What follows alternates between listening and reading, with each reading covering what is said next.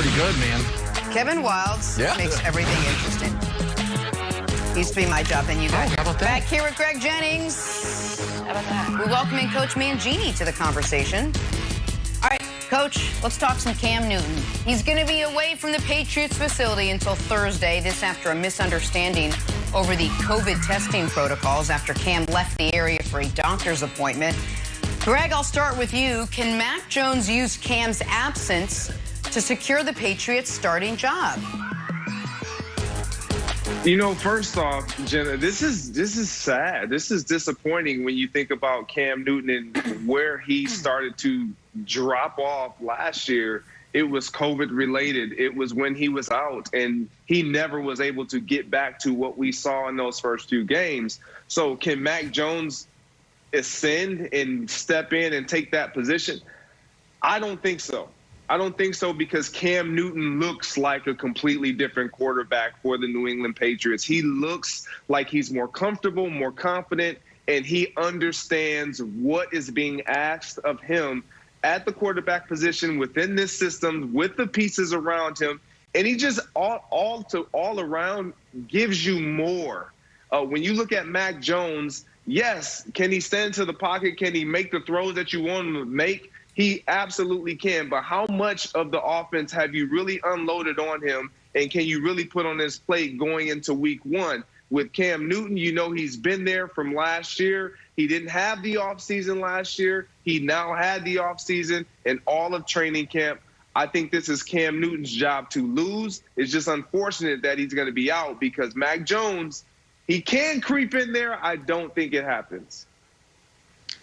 What's so strange about this is being there for as long as I was in New England, and then dealing with Bill in Cleveland as well, and being with Bill in Cleveland and at the Jets, there's very little room for misunderstandings in terms of what you're supposed to do. And it's shocking to me that there's any misunderstanding on when you're supposed to be somewhere, what you're supposed to take care of. And that part doesn't make any sense. It doesn't make any sense. Now, that does open up an opportunity for Mac Jones to get extra reps, to get extra work against the Giants, to get more opportunities to show that he could be the starter, to get more coaching. And I don't think that's a position that Cam wants to be in. Cam should be significantly better than he was last year. He's got a year in the system. He's got a preseason. He's got training camp. He's got all those things. The jump should be significant. And if it's not, opportunities like this are huge for a young quarterback. And it's a massive opportunity for Mac Jones, who I'm not incredibly bullish on, but he now gets all the reps with the ones, and he gets a Wednesday joint practice with the Giants to try to separate himself or gain ground on Cam or potentially pass Cam. And I felt terribly for Cam Newton last year when there was, through no fault of his own, nothing he could do, his season gets derailed by COVID. I've always been a huge fan of Cam. I do not have sympathy for him in this situation whatsoever. This is totally preventable. He is not subject to this 5-day re-entry protocol if he's vaccinated.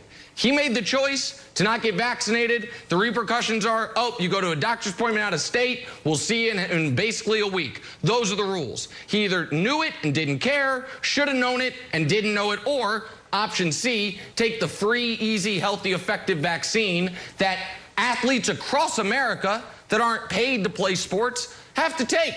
My daughter's literally on her way to volleyball practice right now, not allowed to play on the high school volleyball team without the vaccine. Cam's chosen not to get it. You know what? This comes with the territory, evidently. And if it means Mac Jones, opportunity's not a lengthy visitor, they say. If he can take advantage of this opportunity, then all of a sudden it could change the trajectory of what Bill Belichick's thinking. I feel like Belichick has, at every turn, almost uncharacteristically been not deferential to Cam, but kind is the wrong word also. But you understand what I mean? Like, he clearly has some real affection for Cam, has respected the way Cam's worked, has wanted, I think he wants Cam to be the week one starter. But now Mac Jones gets a lot of practice time, a lot of reps that he wouldn't otherwise get, and maybe Mac takes advantage of it. Yeah, so I also want Cam to be the week 1 starter, and so I'm disappointed that he loses valuable time. It's not like he's been here for 20 years.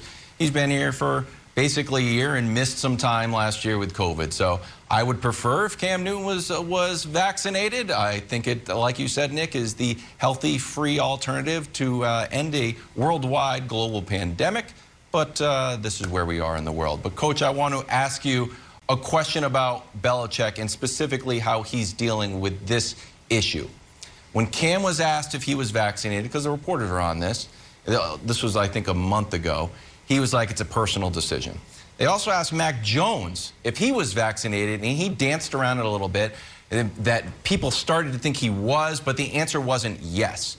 Then they asked Bill Belichick for some reason if he was vaccinated, which everyone knows he has to be vaccinated, and he also said it was a personal decision. We've seen guys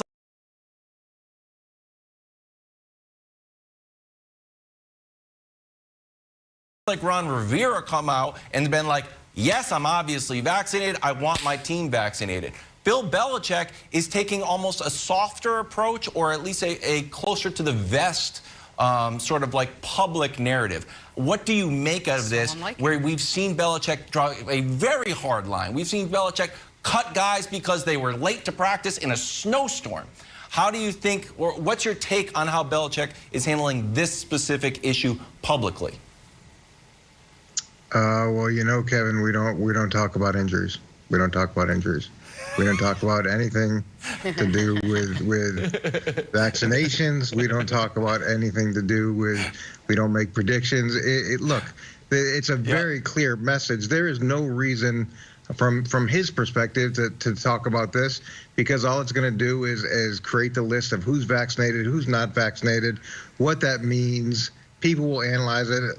Look, that discussion has gone on in the team meeting in terms of how to approach this, and it's just easier to say I'm not talking about it, because then it's like we're discussing. Nobody really knows who is and who isn't, because nobody's taken a firm stance one way or the other. My frustration outside of not taking the vaccine is then to be in a situation where you don't understand what the protocols are. You can't do that when you're in a competition. Everything matters, and availability matters, reliability matters, understanding what you're supposed to do, especially at the quarterback position, matters. So it's not insignificant when you miss time based off of a misunderstanding, because misunderstandings are preventable. And in that environment, it's not like you don't have very clear directions as to what you're supposed to do. You were never sitting around going, I wonder what the itinerary is today. That was all clear. So this misunderstanding is to me, problematic. That's right. And preventable. Time for a little in or out, sponsored by Midas. Tires, brakes, oil, everything. Make your appointment at Midas.com today. Let's stick with the Patriots. Bill Belichick didn't do something yesterday, and it made headlines. How about that? He didn't completely rule out using both Cam and Mac in a 2-quarterback system. Take a listen to this. You ever see yourself platooning 2 quarterbacks? It's